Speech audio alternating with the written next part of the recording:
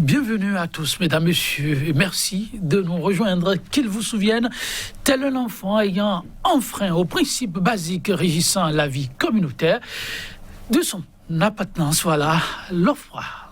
Dans le cas d'espèce, mesdames, messieurs, le Bénin a été suspendu et mis en observation, mais juste pour 1 an. Son péché, des violations répétées des libertés publiques. 12 mois d'observation sans qu'il ne soit manifestement pas parvenu, notre office a regagné la confiance des siens. Impossible donc de réintégrer en l'état le cercle fermé des pays d'issue. Le Bénin de se voir alors éjecté. Retrait du Bénin de la liste des pays d'issue. Une situation préoccupante. La grosse interrogation à valeur de thème à débattre dans un instant. Mais avant de retrouver nos invités, la une des journaux.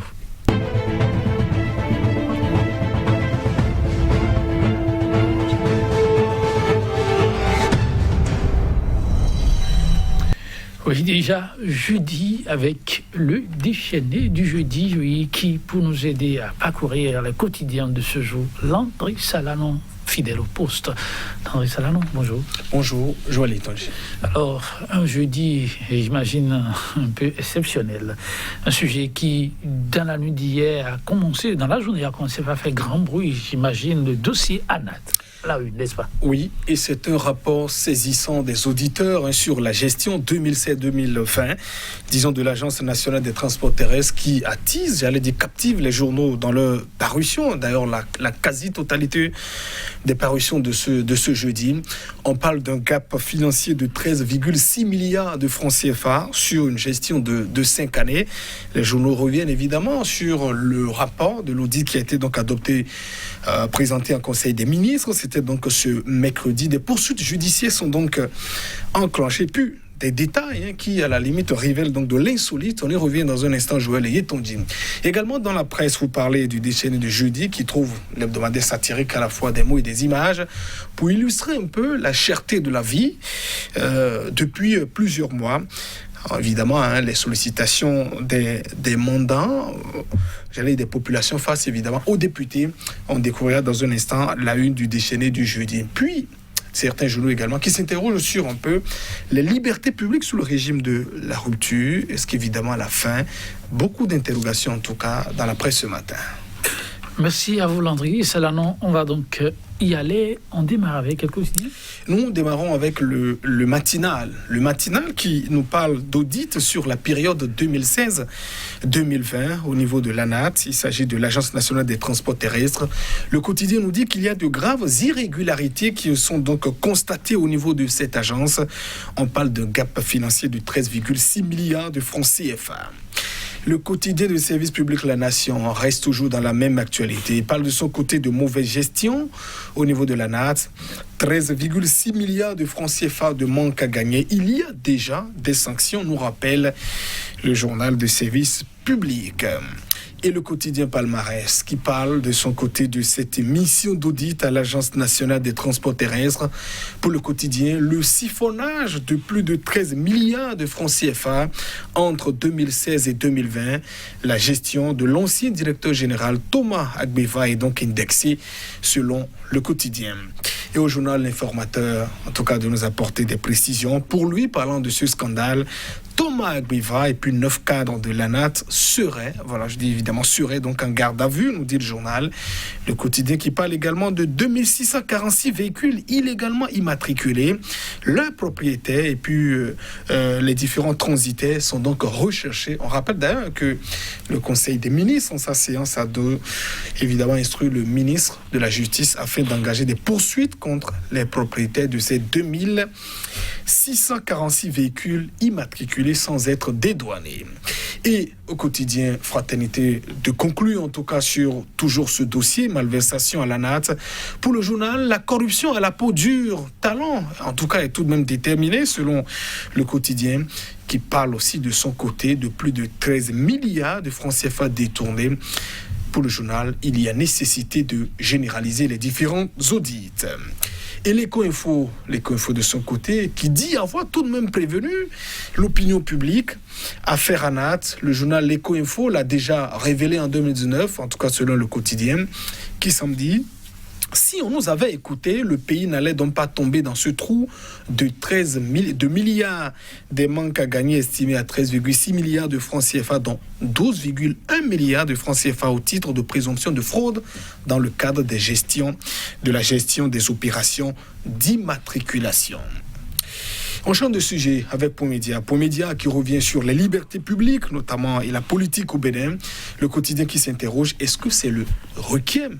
Autrement dit, est-ce que c'est la fin au Bénin avec cette image du chef de l'État à la une? Toujours à la une du quotidien. On parle de cette affaire de 39 hectares, disons bradés dans la commune de Calavi, les présumés auteurs. Il y a des parcelles qui sont donc distribuées entre membres du conseil communal. Voilà donc l'information que nous rapporte le journal, tirée évidemment de certains aveux, disons de l'audition des personnes poursuivies à la barre. Conditions difficiles de détention au Bénin, la vie du professeur Joël Aïvo à la prison civile de Cotonou est donc détaillée dans le quotidien. Pour non-respect de leurs droits, les handicapés donnent de la voix, on dit par ailleurs le quotidien Promédia. Le journal Matin Libre parle, disons, de ces personnalités nommées. Bantais, mission de pacification de la commune. Odoubou Fagbemon, jusqu'où pourront-ils aller? Le journal qui parle à la fois du maire qui a été donc nommé et puis le préfet du département des Collines qui a été aussi nommé, on se rappelle. Le quotidien de s'interroger. Jusqu'où ira donc ce duo? Vie des partis politiques quand l'UDBN de Claudine Prudencio, également le MPL de Sabi Sira Korogone donne une leçon au Parti du Renouveau démocratique de Maître Adrien Hongbeji, le journal qui fait allusion au changement à la tête de ces partis politiques. Maître Adrien Hongbeji, toujours président de son parti, il règne depuis plus de 30 années. L'Audace Info qui parle, disons, de cet adieu de l'USL, le parti dont Sébastien Germain Ajavon est donc le président d'honneur. L'adieu de l'USL, Mathilde Ruibello, voilà, qui est donc, en tout cas, une combattante, une membre du parti USL, voilà, dont Sébastien Germain Ajavon est évidemment le président d'honneur. L'économie sur le quotidien spécialisé parle de cette clôture du projet Paracep. Le rapport final est validé avec un taux de réalisation de 99%. L'Union européenne et puis l'Agence française de développement sont donc satisfaites de l'exécution.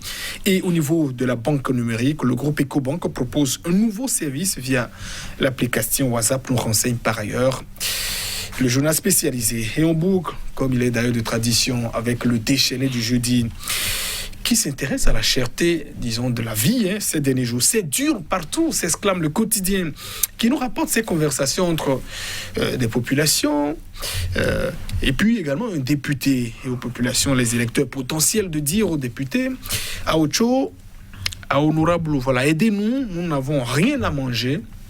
Et puis au député, en tout cas à l'honorable de dire, il dit quoi? Député d'aujourd'hui, c'est plus comme avant. Allez donc voir Agbono lui-même là-bas, un peu pour exprimer, j'allais dire, peindre, Joël Étanger. La situation, c'est dû partout dès le journal, ça n'est pas personne, ni autorité, ni population, même si les degrés aussi sont divers. Tout à fait, les degrés sont bien divers. Alors, Landry Salanon, le sujet qui défraie la chronique des milliards dilapidés dans la nature. Landry Salanon, on commence avec, on y va avec le quotidien. Oui, on va parler de l'Éco-Info qui semble avoir quand même prévenu, selon le journal depuis 2019. C'est un conseil des ministres ce mercredi que le rapport a été donc d'audit sur la période 2016-2020 a été présenté donc en conseil des ministres au niveau un audit réalisé au niveau de l'Agence nationale des transports terrestres. On rappelle, il y a quelques mois d'ailleurs, son directeur, le directeur général de cette agence avait été donc démis démis de ses suspendus. Voilà, donc c'était un intérimaire qui assure les fonctions. Mais à l'issue du Conseil des ministres hier, il a été donc relevé de ses fonctions ainsi que plusieurs autres cadres.